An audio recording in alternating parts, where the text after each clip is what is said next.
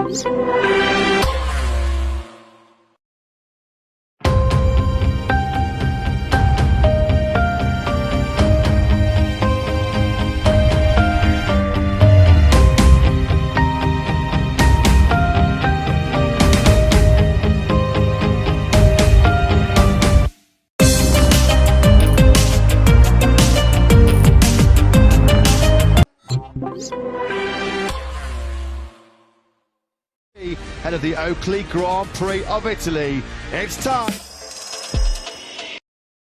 The all-time lap record, Fabio Quattro's pole time at 1:45. The Tuscany Mountains provide these qualifying sessions, but the wind has picked up, the temperature is dropping slightly. So GP FP4.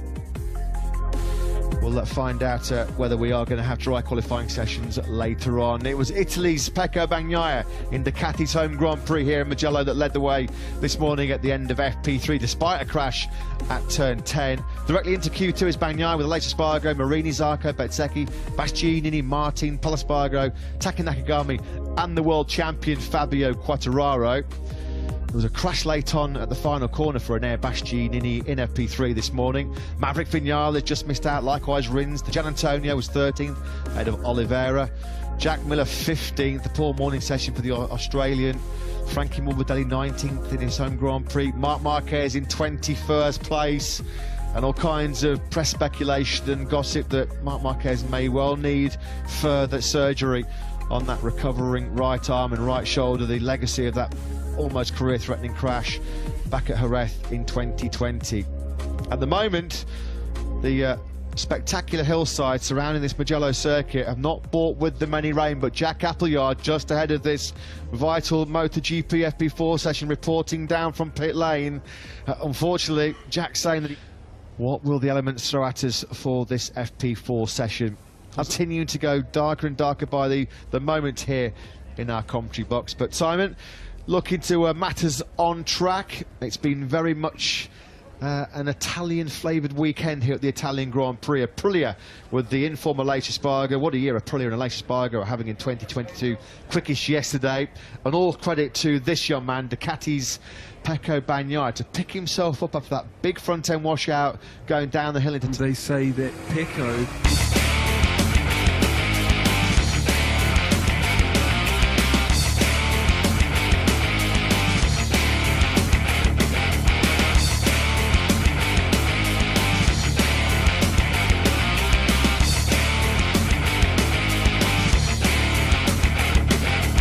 He's pushing it up there, but hopefully we get a shot and we'll explain it properly again. But I genuinely think it's a bit of confidence, but that's... Now has been the star man in MotoGP, back-to-back poles in both Jerez and in Le Mans. Talking of men and factories who are flying, well, this man certainly fits that bill, doesn't he? Aleix Espargaro, what a time for the 32-year-old Spaniard going into his home Grand Prix in Barcelona next weekend. Of course, born a stone's throw away from the circuit to Barcelona, Catalunya in Granollers. But first and foremost, though, in the mix, Matt, doesn't it? You know, like we haven't been used to talking about better. Now a team wants to take them on. They're going to have 2 satellite bikes out there as well.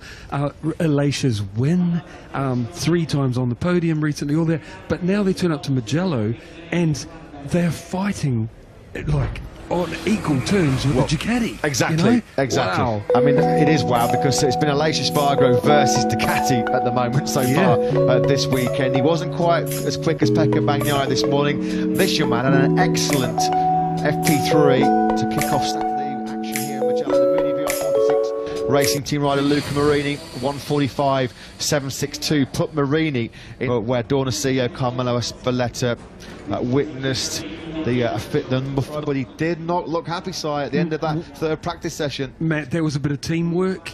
I can say with certainty, without the slipstream that they planned, this man planned Frankie and put the rest of the lap together, which made him 10th. But Matt, without that slipstream, he would have been out of Q2. He would have been. What a shot that was as well. Not just this super slow motion replay of Fabio of that crest. This is all happening, folks, at around 215 miles an hour, probably, on kilometres an hour. I just want to come back to that lovely shot we saw there. Credit to Fabio Quattro. We've always said about what men in the grandstands there. They gave themselves a big high five when they saw themselves on the screen and they saw Fabio at... He's the same, isn't he, Matt, off camera? He's just as good a guy off camera. He really is, yeah. A class guy, class person. Something I noticed, you know, the wheelie over the brow with Fabio. Fabio said last night they've got the lower downforce wings that are very similar to last year's because it does make a difference top speed-wise. He said the sacrifice is it's worse for wheelie under acceleration.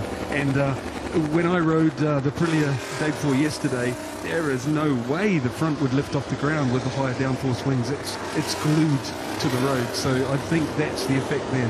Yeah.